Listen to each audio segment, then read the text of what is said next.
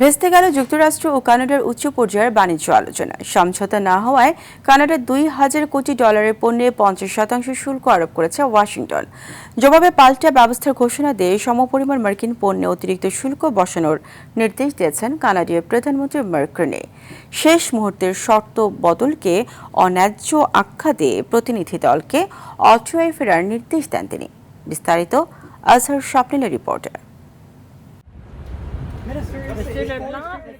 ওয়াশিংটনে টানা 3 দিন ধরে বৈঠকে ছিলেন দুই দেশের উচ্চপদস্থ প্রতিনিধিরা।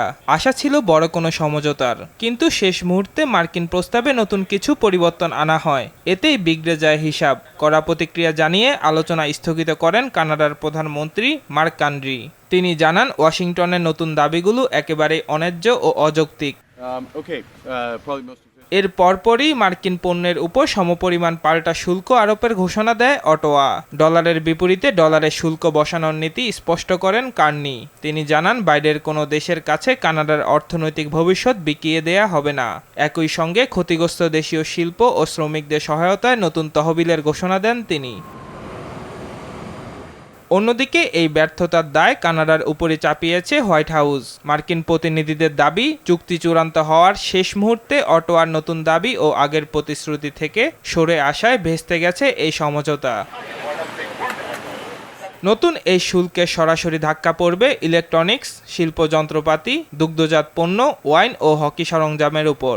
ইস্পাত, অ্যালুমিনিয়াম, গাড়ি ও কাঠ খাতে আগে থেকেই মার্কিন শুল্ক বহাল রয়েছে।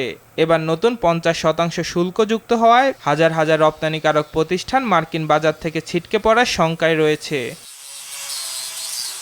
বাণিজ্য বিশ্লেষকরা বলছেন, দুই পরাশক্তির এমন উত্তেজনায় দুই দেশের উৎপাদন খরচ ও পণ্যের দাম লাগামহীনভাবে বাড়বে, যা চূড়ান্ত মাশুল গুনতে হবে সাধারণ ভোক্তাদের।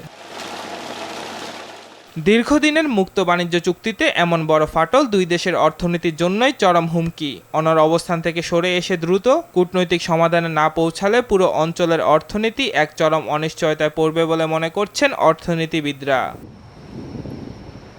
আজহার স্বপ্নিল, RTV।